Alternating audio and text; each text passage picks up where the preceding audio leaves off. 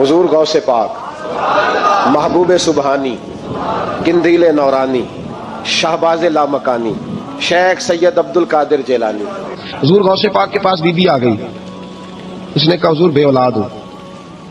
میرے محلے میں ایسی عورتیں بھی ہیں جنہیں اللہ نے 14 بچے دیے، میں بے اولاد ہوں۔ اولاد بڑا میٹھا پھل ہے، تو میرے آنگن میں اگر ایک پھول کھل جائے تو میرے گھر میں بھی خوشبو پھیلے گی، میرے گھر میں بھی کوئی بچہ روئے گا تو میرا گھر بھی رونق والا ہو جائے گا۔ تو حضور میری ساس اب کہتی ہے رکھنا نہیں، اسے طلاق دے دینی ہے۔ میرا خاوند مجھے کہتا ہے میں مجبور ہوں، میں نے بڑا عرصہ تجھے نبھایا ہے، حضور میں غریب ہوں، میرے پہ نظر کرم ہو جائے، میرے لیے دعا کرے، میرا مالک مجھے ایک بیٹا دے دے۔ یوں ہاتھ اٹھائے غوث اعظم نے، اے اللہ تیری بندی تیرا بندہ سمجھ کے آئی ہے، کیا لفظوں کا حسن ہے، کیا جملوں کی تاثیر ہے۔ اے اللہ تیری بندی تیرا بندہ سمجھ کے آئی ہے تو مہربانی کرنا، جو تو نے اس کے دل میں ڈالا ہے وہ اسے عطا بھی فرما دے۔ لفظوں کا جملوں کی ترتیب دیکھیں، جو تو نے اس کے دل میں ڈالا ہے اسے عطا بھی کر دے۔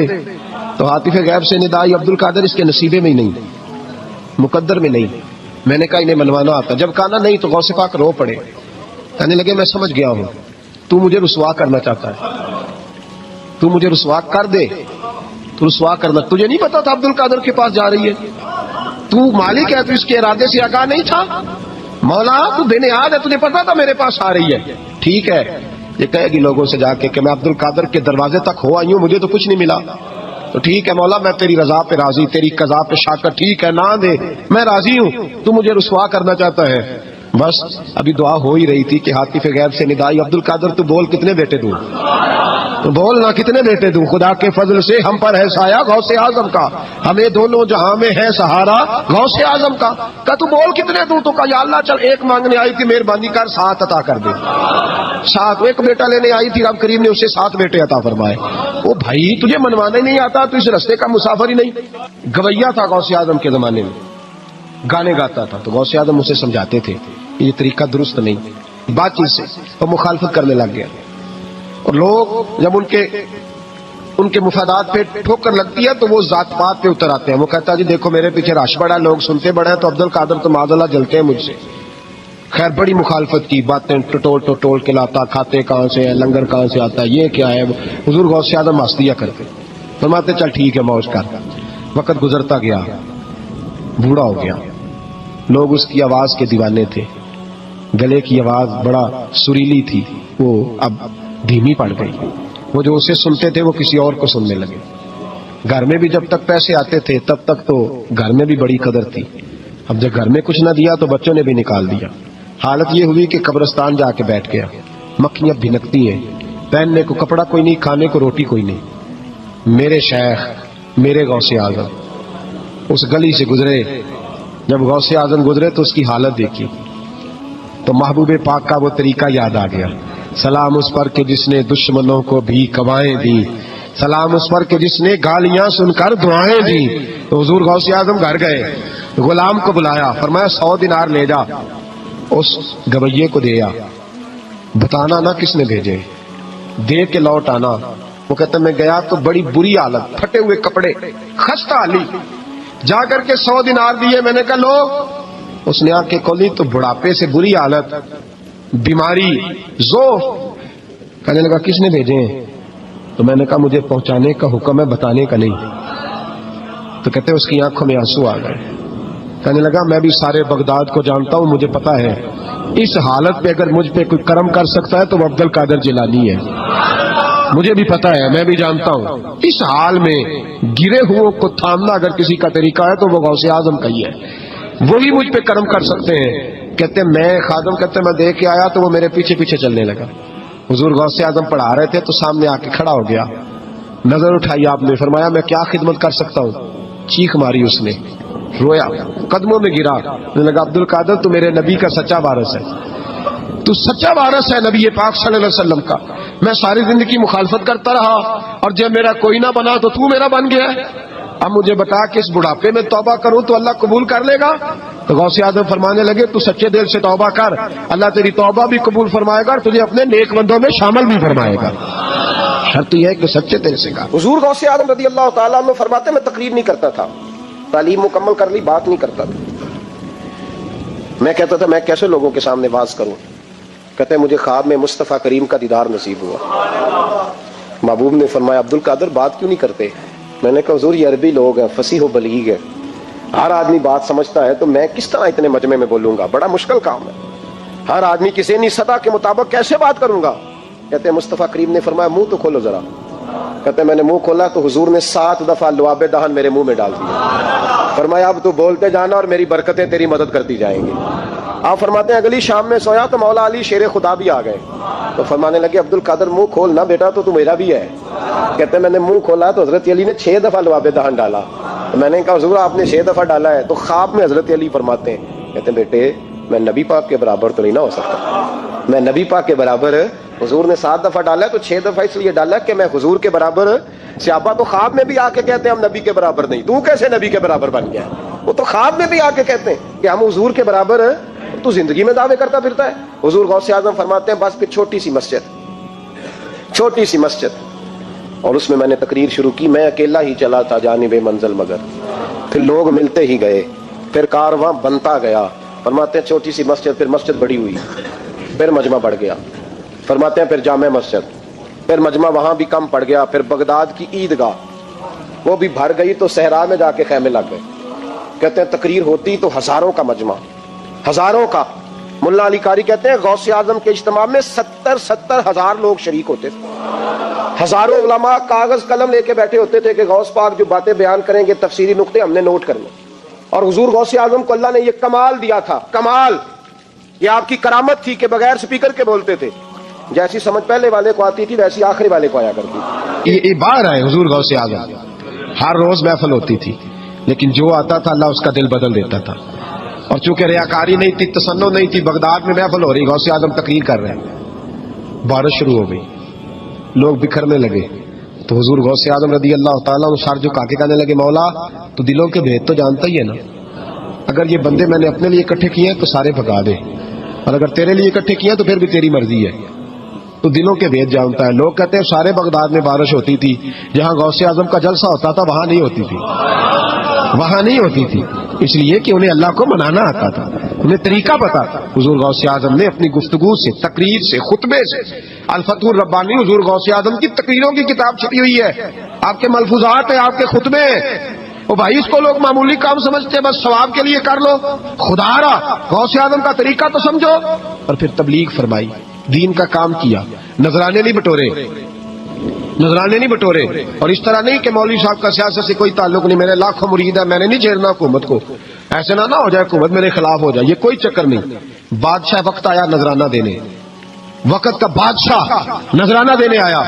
وہ کہتا میں رستے میں سوچ رہا تھا کہ اگر یہ ولی ہوئے تو مجھے پتہ چل جائے گا، اگر تم نے سیب کھلائے نا، سیب کا موسم نہیں، پھر تو ولی اللہ ہے، اور اگر سیب نہ کھلائے تو پھر نہیں میں مانتا. ٹھیک ہے نا جی، جس طرح کے آج مرید ہوتے ہیں لوگ، کہتے ہیں سیب کھلائے تو پھر بادشاہ تھا نا. تو کہتے ہیں میں 2 تھیلیاں شرفیوں کی بھی لے گیا کہ پیر صاحب کو پیسے دوں گا تو ذرا نرم بھی ہو جائیں گے میرے حق میں، پیر ہو جائے تو ذرا نرم اللہ ماشاء اللہ. کہتے میں گیا تو میرے دل میں خیال تھا اگر آج بے موسمہ سیب کھلائیں تو ولی مانوں گا. کہتے غوث اعظم نے یوں ہاتھ اٹھائے، موسم بھی نہیں تھا پر 2 سیب ان کے ہاتھوں میں آ گئے، اور آپ میری طرف سیب بڑھا کے کہنے لگے ولایت کو سیبوں سے نہیں تولنا چاہیے، تو سیبوں سے تولتا پھرتا ہے، یہ تو اللہ کی رضا والا کام ہے. یہاں کوئی تاجر تھوڑی محنت کرے، کھاد شاد ڈالے تو وہ بھی بے موسم پھل اگا لے گا، تو کس چیز سے میری ولایت چیک کر رہا ہے؟ یہ پکڑ چھری اور یہ پکڑ سیب اور کھا. کہتا میں نے کاٹ کے کھایا تو سیب کڑوا نکلا. غوث اعظم کہنے لگا کیا ہوا، کڑوا ہے؟ حضور ہاں. تو میں اپنے ہاتھ سے کاٹ کے ایک ٹکڑا دیا کہ کھاؤ. کھا کے کہنے لگا حضور آپ کے والا تو میٹھا ہے، تو سیب تو دونوں غیب سے آیا تو میرا کڑوا کیوں ہے؟ آپ کا فرمانے لگے غوث اعظم دونوں میٹھے تھے، ایک کو ظالم کے ہاتھ لگ گیا تو کڑوا ہو گیا ہے، میٹھے دونوں ہی تھے، تو ظالم ہے نا، ظلم کرتا ہے، تو تیرے ہاتھوں کی وجہ سے کڑوا ہو گیا، ایک ہی تھے. اس نے 2 تھیلیاں اشرفیوں کی مصلے کے نیچے رکھی، کہنے لگا حضور نذرانہ ہے. فرمانے لگے ضرورت ہی نہیں، لے جا. اللہ کے بندوں کو دنیا داروں کے نذرانوں کی ضرورت ہے. وہ ضد کرنے لگا حضور قبول کر لے. آپ فرمانے لگے جا تو جا، نہیں چاہیے. کہ حضور ضرورت نہیں، حضور قبول فرما لے. آپ نے فرمایا جا. کہ حضور لے لیں آپ کی مہربانی. فرمانے لگے اپنے کپڑے دیکھ اور میرے دیکھ، اپنی روٹی دیکھ اور میری دیکھ، میں تجھ سے اچھا کھاتا ہوں، تجھ سے اچھا پہنتا ہوں، میرا اللہ مجھے تجھ سے بہتر دیتا ہے، تو جا تو. اس نے کہا نہیں قبول کر لے. غوث اعظم نے 2 تھیلیاں شرفیوں کی پکڑی اور جب ان کو نچوڑا تو اندر سے خون نکلنے لگا.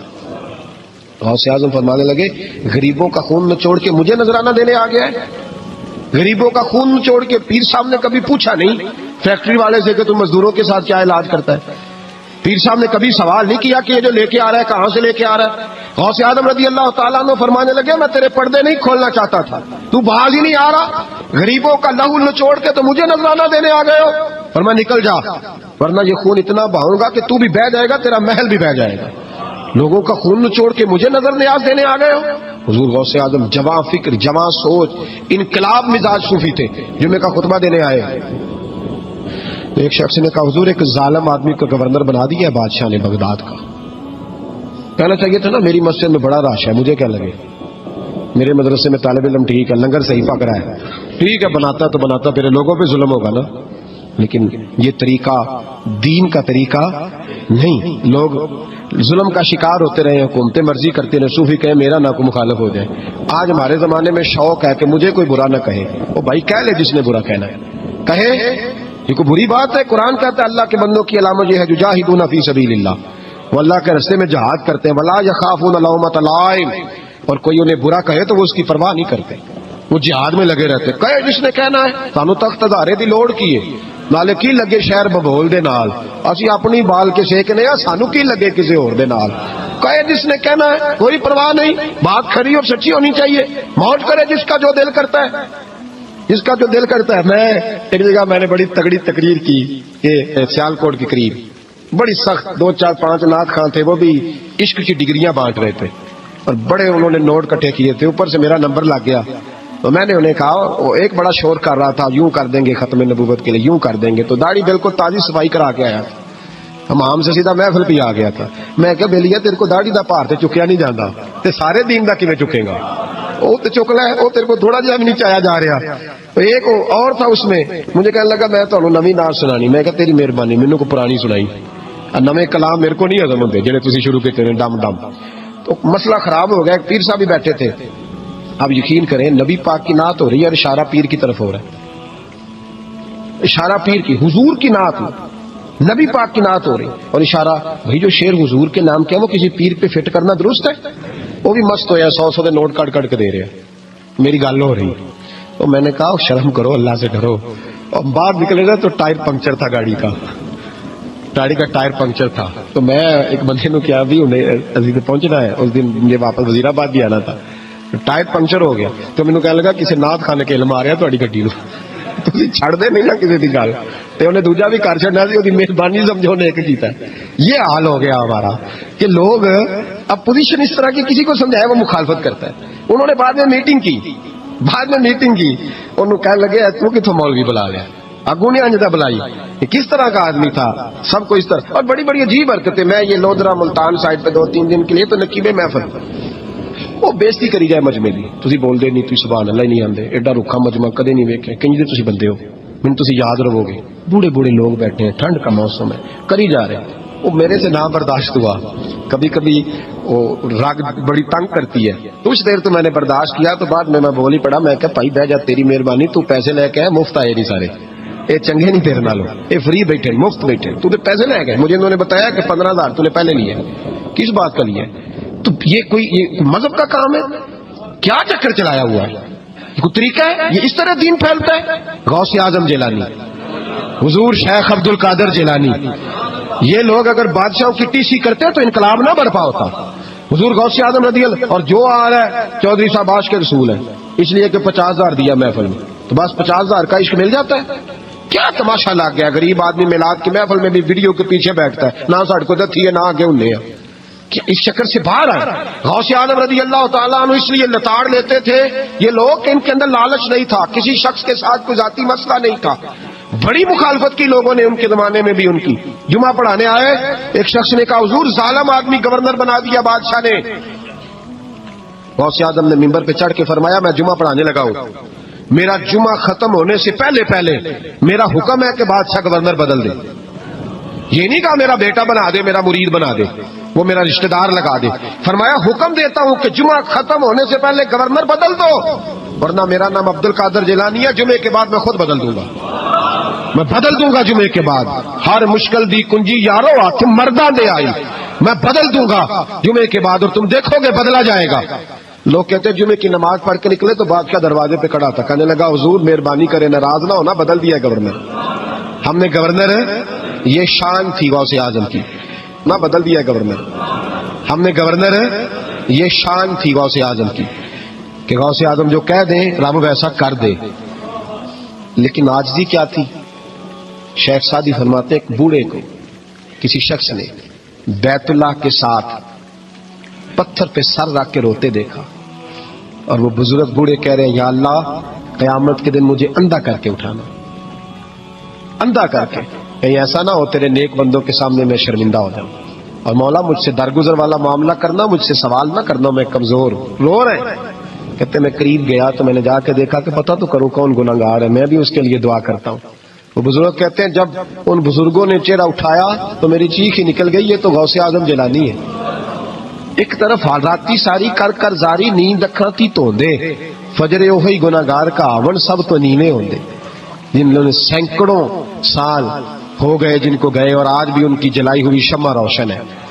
جنہوں نے اپنی زندگی ساری دین کے کام میں لگائی, 40 سال تک ساری رات اللہ کی عبادت کی, کتابیں لکھی, دین پڑھایا, لیکن جب رب کے ساتھ تعلق ہوا تو کہا نہیں ہم کمزور ہیں, یا اللہ معافی دے دے. بھائیو, ہمارے بزرگوں نے ہماری تربیت کی, انہوں نے ہمیں سمجھایا, انہوں نے ہمیں کہا کہ فیض اس چیز کا نام نہیں کہ تو کہے بڑے میرے بارے نیارے ہو گئے, دکان چمکنے لگی. فیض تو یہ ہے کہ تیرا دل دین سے کتنا جڑا ہے, تیرے اندر روحانیت کتنی پیدا ہوئی, اخلاقی قدریں تیری کتنی بحال ہوئی.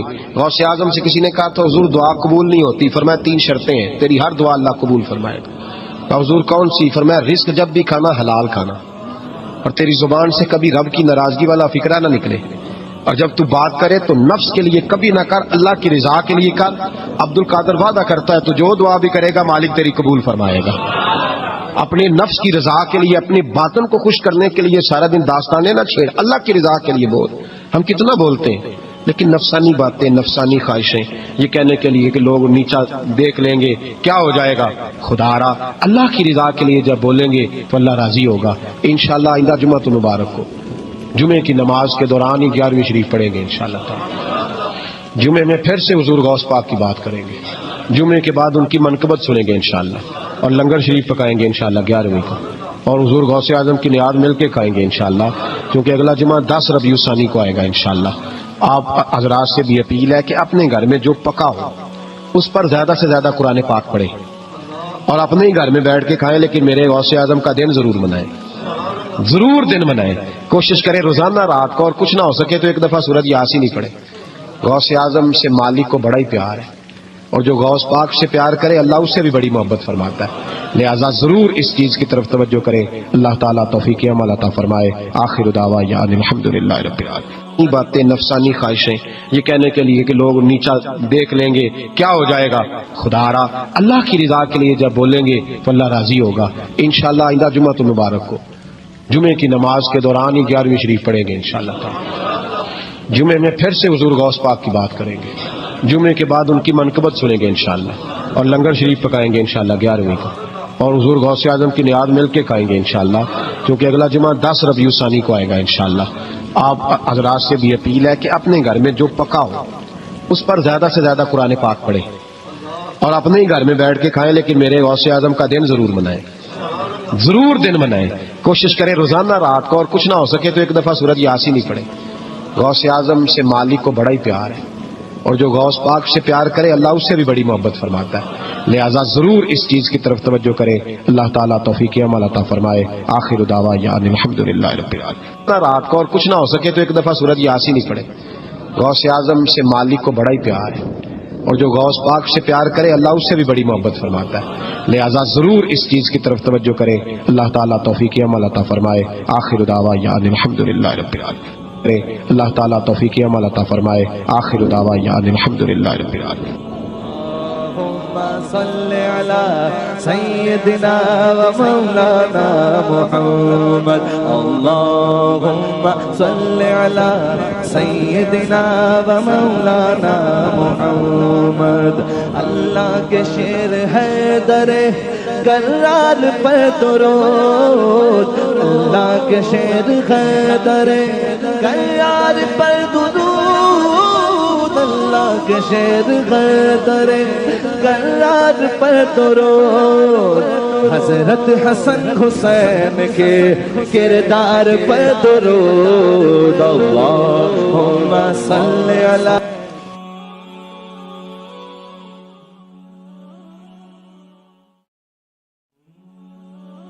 تو حضور غوث پاک رضی اللہ تعالیٰ عنہ نے لوگوں کو بڑا نوازا. ایک شخص آیا, اس نے آ کے کہا حضور میرے ابا جی میں آپ کا مرید ہوں, عقیدت مند ہوں, رات میں نے باپ کو خواب میں دیکھا ہے تو دوزخ کی آگ میں جل رہا ہے, میرا فوت ہونے والا باپ میں نے بڑی تکلیف میں دیکھا ہے.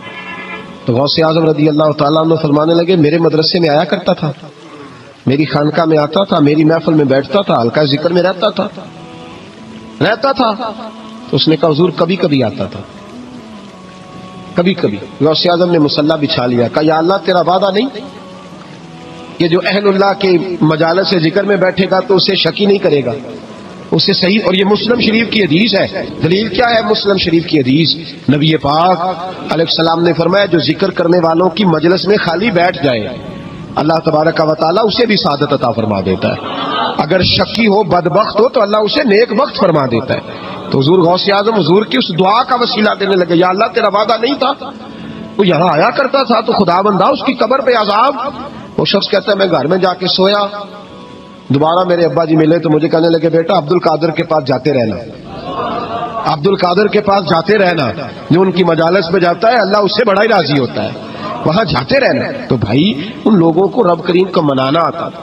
غوث اعظم مزدوروں کی طرح دین کا کام کرتے تھے. میں نے بڑا سوچ سمجھ کے فکرہ کہا ہے, مزدوروں کی طرح. میں نے اپنے گاؤں میں کچھ ایسے مزدور دیکھے جو صبح فیکٹری میں دیہڑی کر کے آتے تھے تو شام کو دیہڑی کر کے آئے ہیں پوری 4 بجے تک 5 بجے تک, تو شام کو کسی آدمی نے مٹی ڈالنی ہے اپنے گھر کے اندر تو اس سے بھی ٹھیکہ کر لیا. اس نے کہا میں 300 روپیہ دوں گا مٹی اٹھا لو. تو وہ مزدور گھر آیا تو اس نے کہا چلو بچوں کے کپڑے بھی لینے ہیں, عید بھی قریب آ رہی ہے. یہ مزدور لوگ بڑی جدوجہد کرتے ہیں تو رات کو مٹی ڈال دی. حضور غوث اعظم نے مزدوروں کی طرح دین کا کام, یہاں تو موجیں لگی ہیں, تو موجیں لگی ہوئی ہیں لوگوں کی. یہاں تو لوگ 7 رنگ میں مست ہو کے کہتے ہیں بس ٹھیک ہو گیا جی, ہم بڑے پکے ہیں ان کے ماننے والے. غوث اعظم فجر کے بعد فقہ کا درس دیتے تھے, فقہ کا.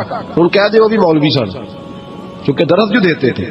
فقہ کا درس فجر کے بعد, ظہر کے بعد غوث اعظم لوگوں کو حدیث پاک پڑھایا کرتے تھے. عصر کے بعد قرآن پاک کی تفسیر بیان کرتے تھے. ہر روز رات کو عشاء کے بعد دور دراز سے مخلوق آتی تھی, لاکھوں کا مجمع ہوتا تھا اور غوث اعظم وہاں رسول اللہ کا دین لوگوں کو سمجھایا کرتے تھے. 1000 آدمی کاغذ قلم لے کے عالم بیٹھا کرتے تھے. غوث اعظم جو تفسیر بیان کرتے اسے لکھا جاتا تھا. یہ حضور غوث اعظم کا طریقہ ہے. غوث اعظم بغداد کی جامع مسجد کے خطیب تھے, وہ خطیب تھے مسجد کے. جامعہ نظامیہ کے نام سے غوث اعظم نے مدرسہ بنایا ہوا تھا. وہ ایک ادارے کے پرنسپل تھے جسے الف با سیدھی پڑھنی نہ آئے. وہ کہے میں بڑا ولی ہوں, مجھے غوث پاک کا فیض ہے. تجھے کس طرح کا فیض ہے؟ غوث اعظم کا فیض ہے. آپ فرمایا کرتے جتنی جس کی زبان میں تاثیر زیادہ ہو سمجھو میرا فیض اسے زیادہ ملا ہوا ہے. آپ تقریر کرتے تھے, خطبہ دیتے تھے, روز رات کو بیٹھتے تھے. صلاح الدین ایوبی کھڑے ہو کے کہنے لگے فلسطین میں, فرمایا میں لڑوں گا اس لیے کہ میں عبد القادر کے مدرسے کا طالب علم ہوں. اور فرمانے لگے یہ 70,000 فوج میرے ساتھ ہے, ساری غوث اعظم کو ماننے والی ہے. انقلاب غوث کے ماننے والے لائیں گے. یہ لوگ انقلاب برپا کریں گے جن کے دلوں میں بغض رہتا ہے اللہ کے ولیوں کا. اور ہر رسالے میں کبھی یہ کون سا جہاد ہے, کبھی بابا فرید کے خلاف لکھتے ہیں, کبھی غوث اعظم کے خلاف لکھتے ہیں. شرم نہیں آتی؟ کھالوں سے تم نے پجارو خریدی ہوئی ہے, کھالیں کٹھی کر کے تم نے کلاشن کو لی ہوئی ہیں, مکانوں میں رہتے ہو اور قوم ہے کہ وہ دیکھتی نہیں. اور بھائی دنیا میں رہنا ہے تو کچھ پہچان پیدا کر. لباس خضر میں یہاں سینکڑوں رہزن بھی پھرتے ہیں. ہر داڑھی پگڑی والے کو دیندار نہ سمجھ لیا کرو, خدا را یہ پہچان پیدا کرو. جس کے مرضی پیچھے لگ جاتے ہو. حضور غوث پاک شیخ عبد القادر جیلانی رضی اللہ. اور آج کل کی میں جاتا ہوں نا محفلوں پہ تو میں دوستوں سے کہتا ہوں آپ کوئی دوست ٹائم لینے آتے تو میں پوچھتا ہوں محفل کیوں کرانی ہے؟ محفل کہنے ثواب واسطے. تو میں کہا سورۃ یاسین پڑھا لو. کار ساری زندگی ثواب کے چکر میں رہو گے, انقلاب کب آئے گا؟ میلاد کی محفل کر لو، سارا سال برکتیں نازل ہوں گی.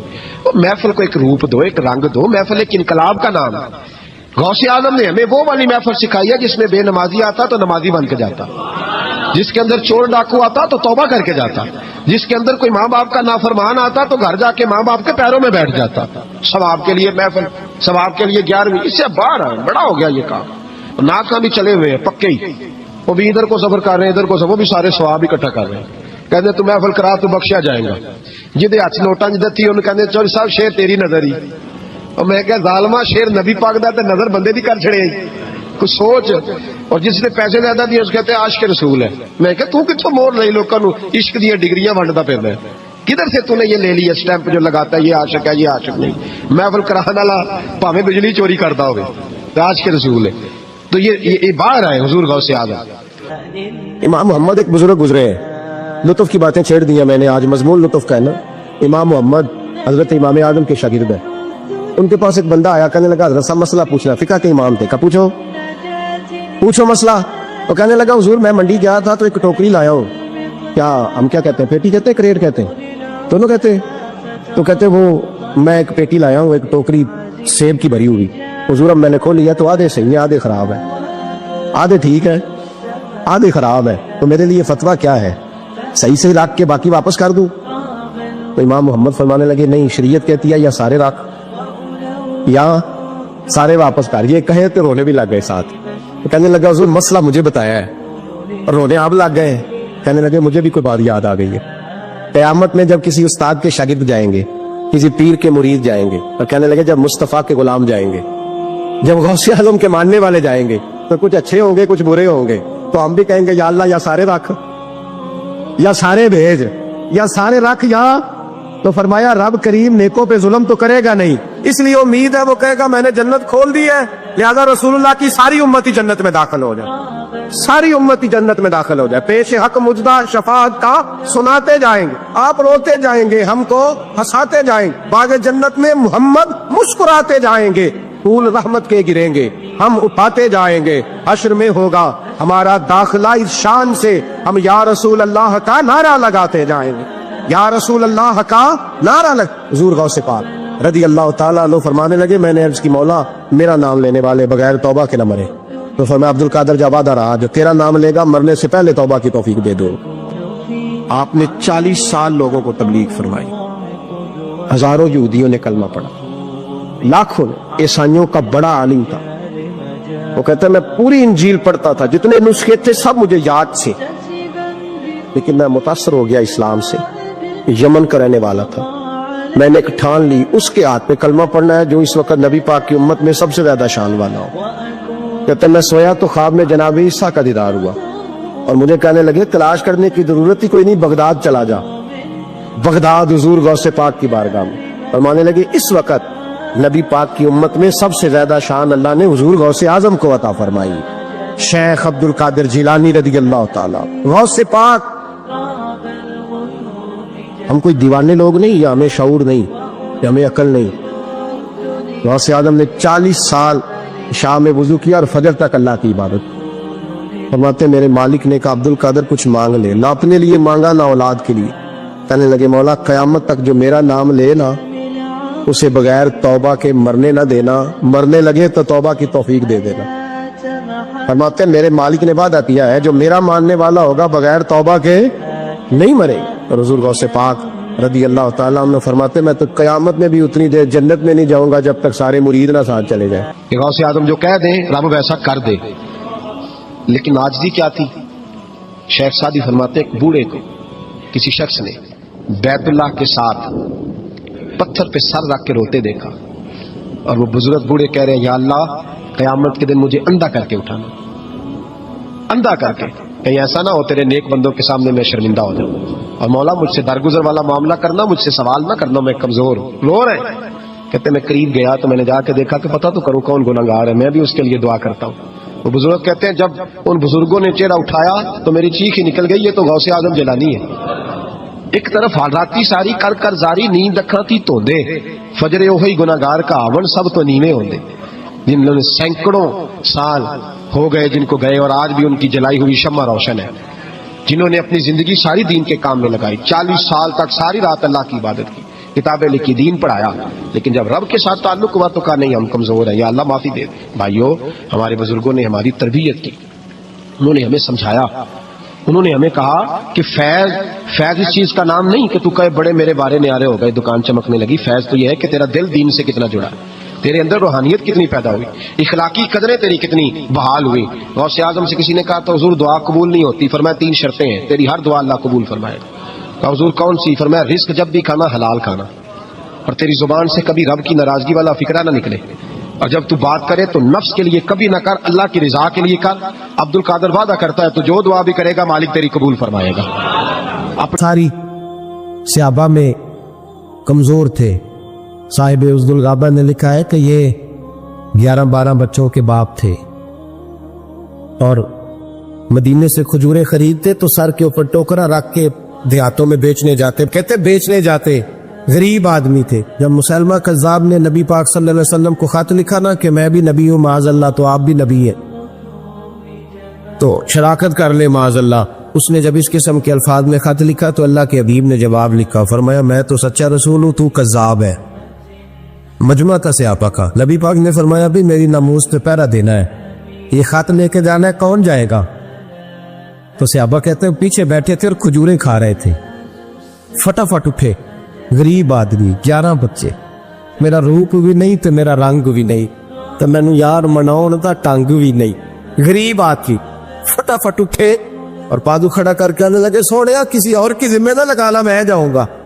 کہتے جب وہ بولے تو کہ منہ سے کھجور کے بقیہ حصے نکلے، صحابہ کچیروں پہ گرے، تو ایک صحابی کہنے لگے پہلے کھا تو لے پھر بات کر لینا، تو کہنے لگے اگر کھاتے کھاتے ڈیوٹی کسی اور کی لگ گئی تو، اگر کوئی نمبر اور لے گیا تھا، میں نے تو فٹافٹ کیا نا کہ نمبر میرا لگے۔ نبی پاک نے خط دیا، گھوڑا دیا، نیزہ دیا، فرمایا جا، رستہ بڑا کٹھن ہے، ذرا دھیان کرنا، عرض کی محبوبہ تو قبول فرما لے اور پھر میرا جانا دیکھ۔ تنے تنہا مسلمہ کذاب کے دربار میں سے ایک شخص بعد میں مسلمان ہوا، وہ روایت کرتے ہیں، کہتے ہیں تنے تنہا کھڑے ہوئے، یوں نیزہ گاڑا، وجود پہ کپڑے غریبوں جیسے، پر چہرے پہ اطمینان امیروں جیسا، کہتے ہیں جیب خالی، پسینہ ایمان کی قوت سے بھرا ہوا، تردابنی پہ شیخ ہماری نہ جائیے، ہم دامن نچوڑ دے تو فرشتے وضو کرے، ایٹ سیٹ تے پکھڑا کو آر گندل، اسی اور بھی بوٹیاں جان لیا۔ کہتے ہیں میدان میں کھڑے ہیں تو دبدبا تن تنا دیکھنے والا ہے۔ اب بادشاہوں کا طریقہ یہ تھا خط خود نہیں پڑھتے تھے، ایک بندہ ساتھ کھڑا ہوتا تھا وہ خط پڑھتا تھا۔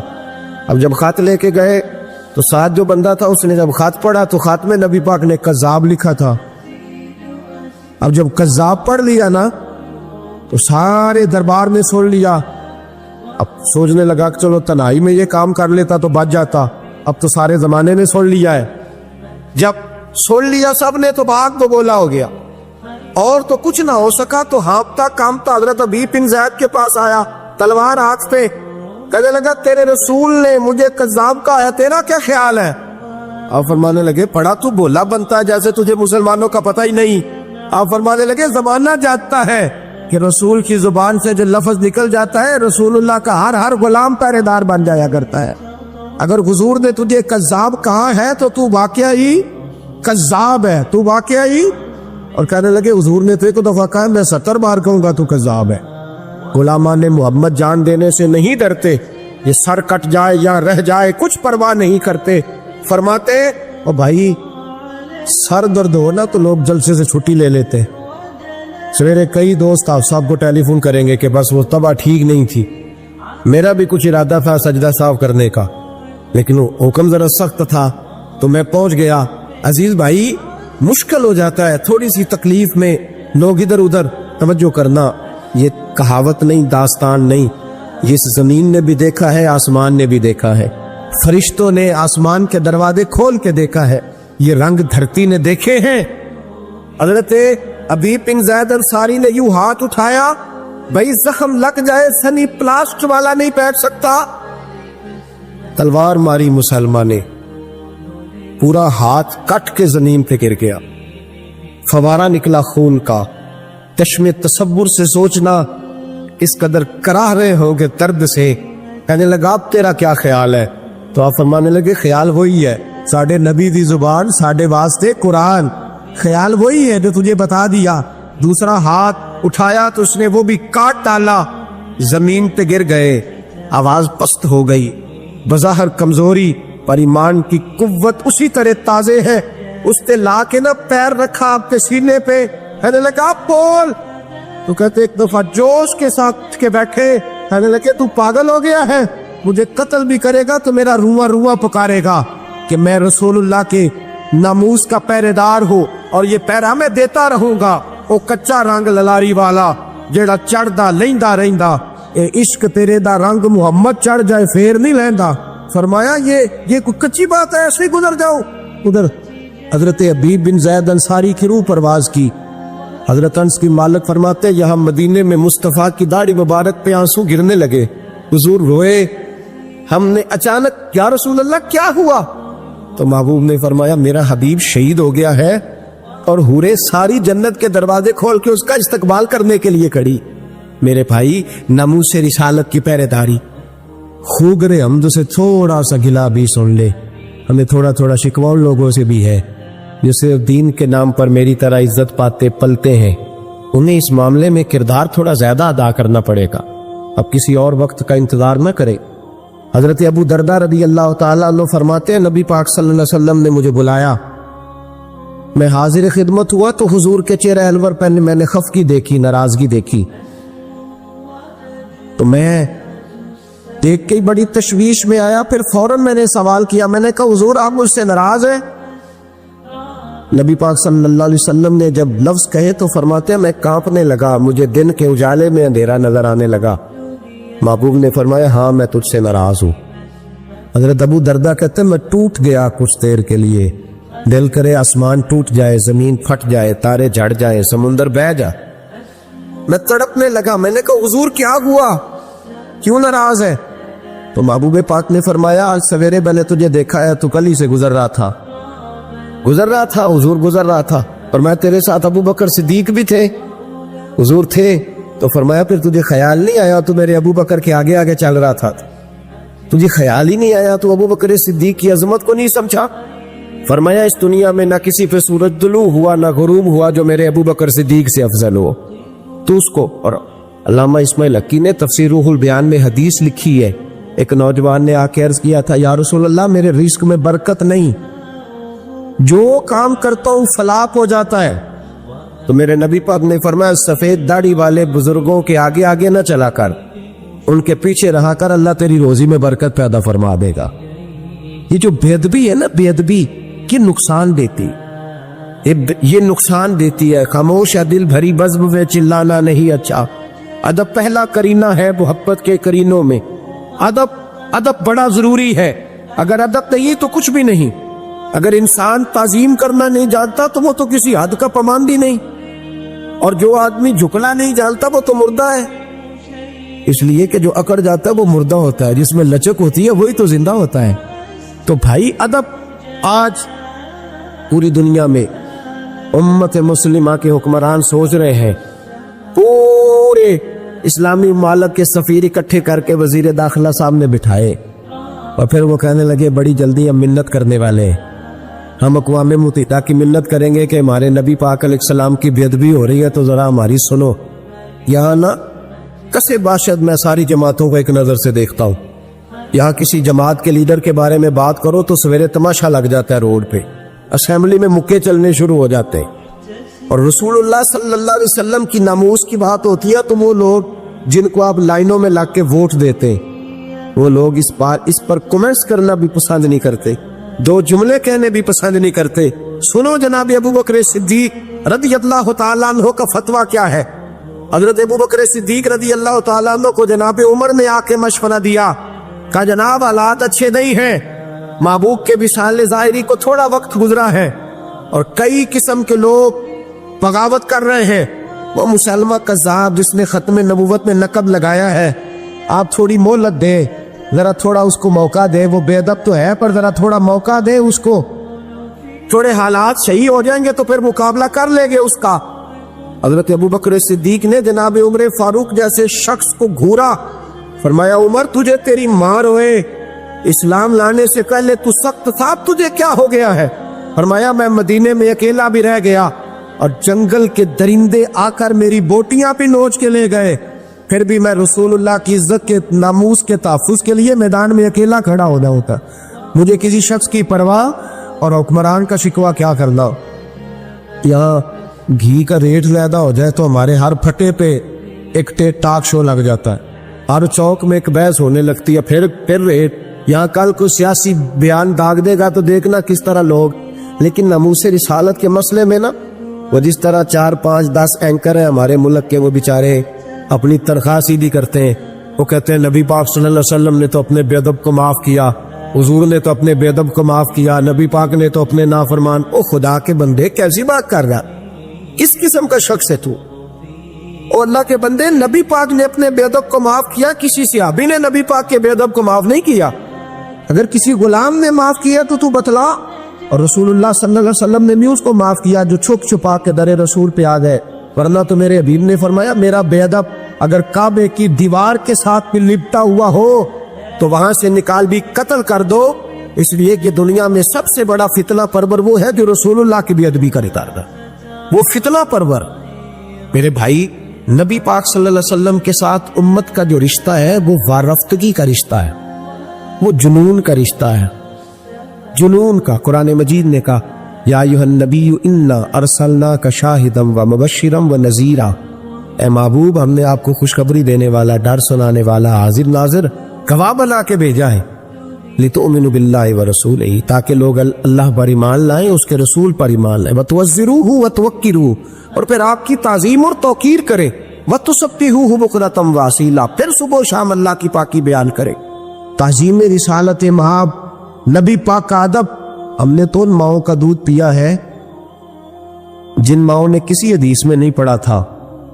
ہم نے آج تک نہیں سنا کسی ممبر سے یہ آواز آئی ہو کہ اذان ہو تو سر پہ دوپٹہ لے لینا چاہیے، لیکن میرے دیہات کی ان پڑھ اماں بھی ٹی وی پہ اذان بھی شروع ہوتی ہے تو کہتے ٹھہر جاؤ، پہلے مجھے دوپٹہ لا کے دو، میرے محمد کا نام آنے لگا ہے، میرے رسول پاک صلی اللہ علیہ وسلم کا نام آنے لگا۔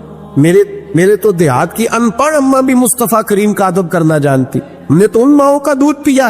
او بھائی، نبی پاک صلی اللہ علیہ وسلم کی امیر ملت سنوسی ہند بانی پاکستان حضرت پیر سید جماعت علی شاہ صاحب محدث علی پوری رحمۃ اللہ علیہ، آپ فرماتے ہیں جب پاکستان کی تحریک چل رہی تھی نا تو ہم لوگ پاکستان کے حق میں تقریریں کرتے اور ہندو پنڈت جو تھے وہ پاکستان کے مخالف تقریریں کرتے، تو اب تو خیر گنگا ہی الٹی بہ گئی ہے نا، اب تو ہمارے بہت سارے کالم نویس لمبے چوڑے کالم لکھ کے اینڈ پہ لکھتے ہیں کہ ریاستوں کا مذہب نہیں ہوتا، مذہب انسانوں کا ہوتا ہے، ملکوں کا مذہب نہیں ہوتا۔ اور خدا کے بندے، اگر ملکوں کا مذہب نہیں ہوتا تو پھر میرے رسول پاک صلی اللہ تعالیٰ علیہ وسلم اسلامک اسٹیٹ مدینے کو کیوں قرار دیتے؟ پھر حدود حرم کے اندر غیر مسلم کا داخلہ منع کیوں ہوتا؟ اگر مذہب ہی نہیں ملک کا تو یہاں لوگ اس قسم کی اسٹیٹمنٹ دیتے۔ امیر ملت علیہ رحمہ فرماتے ہیں کہ ہمیں یہ نہیں کہا گیا تھا کہ پاکستان سیکولر بنے گا، اگر سیکولر کی بات ہوتی تو علماء کو قربانیاں دینے کی کیا ضرورت؟ ہمیں تو بتلایا گیا تھا کہ پاکستان کا مطلب کیا؟ لا الہ الا اللہ محمد رسول اللہ صلی اللہ علیہ وسلم۔ ہمیں تو بتایا گیا تھا وہ ملک بنے گا جس میں حضرت عمر بن عبدالعزیز کے ماننے والے آئیں گے، وہ ملک بنے گا جس میں حضرت عمر فاروق کو لیڈر سمجھنے والے آئے، حضرت ابوبکر صدیق کو فالو کرنے والے لوگ آئے، ہمیں تو یہ بتلایا گیا۔ حضرت جناب سیدنا پیر جماعت علی شاہ صاحب کہتے ہم تقریریں کرتے تھے تو ہندو پنڈت جو تھے وہ خلاف تقریریں کرتے۔ ایک جگہ ہندوؤں کا جلسہ تھا، کانگریس کے حمایتی لوگ تھے تو کہتے وہاں سارے ہندو تھے، مسلمان کوئی نہیں تھا۔ تو ہندو پنڈت نے نا معاذ اللہ نبی پاک صلی اللہ علیہ وسلم کی شان میں کوئی بے ادبی کر دی، کہتے وہاں کوئی اور نہیں تھا، ایک ملنگ تھا، وہ پیچھے بیٹھ کے نا تو دوری ڈنڈے کے ساتھ اپنا پہ کام کر رہا تھا۔ توجہ ہے میری بات پر آپ دوست؟ میری بات کی سمجھ آ رہی ہے ہم آپ؟ وہ پیچھے سے اٹھا اور جانے کہاں سے اسٹیج پہ چڑھ گیا اور اس نے نا پنڈت کے سر پہ 2-3 ڈنڈے مارے، کہتے پنڈت فوت ہو گیا وہیں۔ اب شور ہوا، لوگوں نے اس کو پکڑ لیا، جیل میں بند کر دیا۔ حضرت امیر ملت کہتے میں اس کو ملنے گیا، میں نے کہا یار نہ تو نماز پڑھے، نہ تو روزہ رکھے، نہ تو شریعت کی طرف آئے، اور تو نے اتنا بڑا کام کر دیا، بے ادب بھی مار دیا ہے۔ تو کہتے ہیں اس شخص نے وہ جواب دیا جو لاکھوں محدثین کے اقوال کی تشریح تھا، جو سینکڑوں مفسرین کی آراء کا لب لباب تھا۔ کہتے ہیں وہ ملنگ مجھے کہنے لگا پیر صاحب میں نماز نہیں پڑھتا میری غلطی ہے، روزہ نہیں رکھتا میری غلطی ہے، میں شریعت کی طرف توجہ نہیں کرتا، دعا کرے اللہ مجھے توفیق دے، ساری غلطیاں اپنی جگہ پہ، پر میں گناہگار ہوں، اپنے محمد عربی کا غدار تو نہیں نا، میں گناہگار ہوں، کوئی غدار تو نہیں نا، یہ تو نہیں نہ ہو سکتا میری موجودگی میں کوئی میرے رسول کے بارے میں بات کر جائے۔ اس نے کہا میں جیل کی بھرتی پہ آیا ہوں اور مجھے یہاں آ کے وکیلوں اور ججوں نے پوچھا ہے کہ تو ایک دفعہ انکار کر، تیرا کچھ کر لیں گے۔ میں نے کہا میں انکار نہیں کرتا، بلکہ جیل میں کھڑا ہو کے بھی للکاروں گا کہ اگر یہاں بھی کسی نے میرے مصطفیٰ کے بارے میں بات کی تو اس کا گلہ کاٹ کے رکھ دوں گا۔ یہ جو ناموس رسالت کا معاملہ ہے، یہ جو ناموس یہ حساس معاملہ ہے، اور یہ جنونی دیکھیں حضرت سیدنا صدیق اکبر رضی اللہ تعالیٰ عنہ ایک بہت بڑی شخصیت کا نام ہے۔ یہ واحد شخصیت ہے جس کی صحابیت کا انکار کفر ہے، اس لیے کہ ان کے لیے لفظ صحابی قرآن پاک نے استعمال کیا۔ اذ یقول لصاحبہ لا تحزن ان اللہ معنا، جب کہا انہوں نے اپنے صحابی سے کہ غم نہ کرو، ان اللہ معنا، اللہ ہمارے ساتھ۔ تو یہ غار کا جو واقعہ ہے اس میں لفظ صحابی قرآن پاک نے حضرت صدیق اکبر کے لیے بیان کیا۔ ان کے صحابی ہونے کا جو انکار کرے گا کافر ہو جائے گا۔ ان کے اندر بہت ساری خصلتیں تھیں، اللہ سے ڈرتے تھے، سخی بہت زیادہ تھے، ان کو اللہ تبارک و تعالی نے ہمت بڑی دی ہوئی تھی، شعوری ہمت۔ کچھ لوگوں میں فیصلہ کرنے کی قوت نہیں ہوتی، لیکن قوت فیصلہ حضرت ابوبکر صدیق کو اللہ نے بہت زیادہ عطا فرمائی تھی۔ اکیلے فیصلہ کر کے ڈٹ جانے کی ان کے اندر صلاحیت ہے۔ ایک جملے میں فاضل بریلوی نے کمال کر دیا۔ اعلیٰ حضرت فرمانے لگے دنیا میں نبی پاک صلی اللہ علیہ وسلم سے بڑا پیر کامل کوئی نہیں، اور جناب ابوبکر صدیق جیسا مرید بھی کوئی نہیں۔ یہ جو توانائی ہے، ہمارے ہاں لوگ مانتے ہیں اپنی مرضی کی چیزیں، جناب صدیق اکبر نے اس طرح مانا ہے جس طرح نبی پاک نے ماننے کا حکم دیا ہے۔ حضور نے فرمایا جب تجھے کسی سے محبت ہوتی ہے تو وہ تجھے بہرا بھی کر دیتی ہے، گونگا بھی کر دیتی ہے، اندھا بھی کر دیتی ہے۔ نہ انسان محبوب کا نقص دیکھ سکتا ہے، نہ سن سکتا ہے، اور نہ کبھی اس کی زبان سے وہ جملہ ادا ہو سکتا ہے۔ جس کو محبت ہو، جس نے بات سن لی وہ بھی محبت میں کچا ہے، جس نے بیان کر لی وہ تو فیل ہے نا، بالکل ہی وہ تو ناکام ہو گیا، اور جس نے دیکھ لی اوہو ایسا نہیں کرنا چاہیے تھا، اس نے بھی ابھی پیار نہیں کیا۔ یہ وہ الفاظ ہیں حدیث کے جو خود رسول پاک نے بیان فرمائے۔ نبی پاک صلی اللہ علیہ وسلم نے فرمایا محبت آدمی کو اندھا بھی کر دیتی ہے، بہرا بھی کر دیتی ہے، گونگا بھی کر دیتی ہے۔ جب محبت ہوتی ہے تو پھر انسان کو کوئی ایسی چیز نظر، ابو جہل نے محبوب پاک علیہ السلام سے کہا معاذ اللہ مجھے تو آپ کی طرح کا شخص کوئی نظر ہی نہیں آتا، یعنی اس نے کمزور لفظوں میں کہا۔ حضرت صدیق اکبر حضور کے سامنے کھڑے ہوئے تو کہنے لگے محبوب تیرے جیسا حسین نظر کوئی نہیں آتا۔ اب اس کے پاس چونکہ بھوس تھا تو اپنے لفظوں میں بات کر رہا تھا، اس کی جو دل کی بات تھی وہ الفاظ بن کے آ چکی تھی۔ حضرت صدیق اکبر کے دل میں محبت تھی تو وہ اپنے لفظوں میں بات کر رہے، اپنے جملوں میں اس کا اظہار کر رہے۔ یاد رکھیے گا انہوں نے اس طرح محبت کی جس طرح محبت کرنے کا حق ہوتا، یعنی ہر چیز ہی، مال بھی دے دیا، اولاد بھی دے دی، سارے بچے نبی پاک کی غلامی پہ لگا دی، غلام بھی سارے حضور کے پیچھے لگا دیے، بس نبی پاک کی ڈیوٹی کرنی ہے۔ ہزاروں دینار کا نقصان اٹھایا لیکن نبی پاک صلی اللہ علیہ وسلم کی غلامی پر ہر چیز کو ترجیح دی۔ بات تو ہم نے بڑی دفعہ سنی ہے، پر کبھی اس کے حسن کو بھی ملاحظہ فرمائیے نا، کبھی ذرا ملاحظہ فرمائیے نا۔ لوگ پیار کرتے ہیں، محبت کا دعویٰ کرتے ہیں، لیکن کہتے ہیں بھئی رستے رستے کی محبت ہے، یہاں مجھے 5000 کا نقصان ہو رہا ہے، یہاں نہیں میں محبت کر سکتا۔ یہ نقصان 5000 کا کون برداشت کرے؟ محبت ضرور ہے پر اب اتنا نقصان کون برداشت کرے؟ جناب صدیق اکبر کا کمال دیکھیے کہ مال کا نہیں جان کا نقصان برداشت کرنے کو بھی تیار ہے۔ کچھ لوگ ایسے ہوتے ہیں کہتے ہیں آگے خطرہ ہے تو ہمیں نہیں جانا چاہیے، غار ثور میں جب نبی پاک صلی اللہ علیہ وسلم کو لے کے پہنچے نا حضرت صدیق اکبر، 5413 فٹ اونچی غار ہے، جب حضور ذرا سا چلے تو قدموں کو تکلیف ہوئی تو عرض کرنے لگے حضور آپ میرے کندھوں پہ بیٹھ جائیں، پباں پار قدم نہیں لاؤندا تے سور پہاڑ تے چڑھے آ جاندا، او پہ آ جاندا دے یار نبی دا، اے اصلی دلدار نبی دا۔ حضور کو لے گئے اور جب غار ثور پہ پہنچے تو کہنے لگے حضور مجھے اندر خطرہ لگتا ہے، آپ ٹھہریں پہلے میں جاتا ہوں، پہلے میں جاتا ہوں۔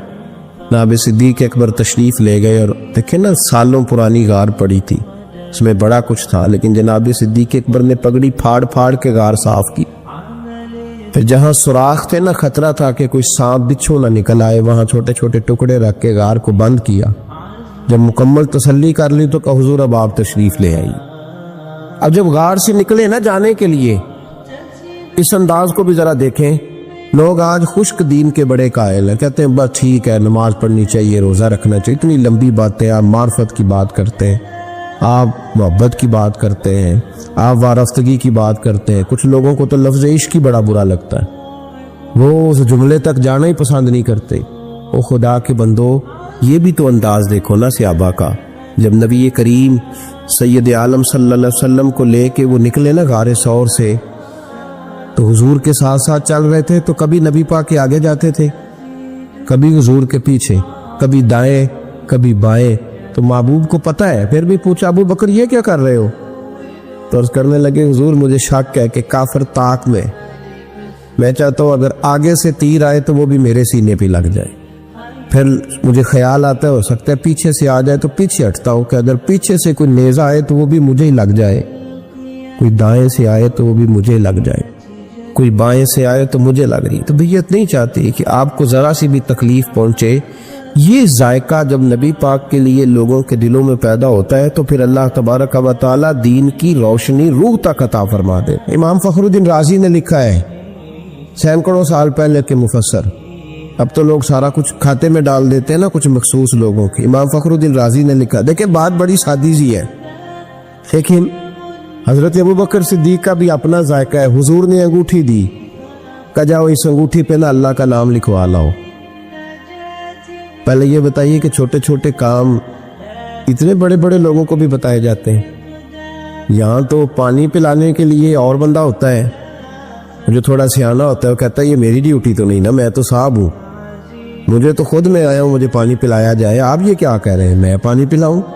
حضرت ابوبکر صدیق رضی اللہ تعالیٰ عنہ کو نبی پاک کام بتاتے تھے، اپنے ذاتی چھوٹے کام جو کوئی بچہ بھی کر کے آ سکتا ہے، لیکن یہ بھی میرے محبوب کی محبت ہے، فرمایا جو میری ذات کے تعلق سے کام ہوگا وہ میرا ابو بکر ہی کر کے آئے گا۔ جناب صدیق اکبر کو انگوٹھی دی، فرمایا جاؤ اس پہ اللہ کا نام لکھوا لاؤ۔ امام فخر الدین رازی نے لکھا ہے جناب صدیق اکبر گئے، کہتے ہیں میں نے لکھنے والے سے کہا کہ اللہ کا نام لکھ دو، پھر میری طبیعت نے گوارا نہ کیا کہ صرف اللہ کا لکھا ہو، میں نے کہا یار اس طرح کرو ساتھ میرے مصطفیٰ کا بھی لکھ دو۔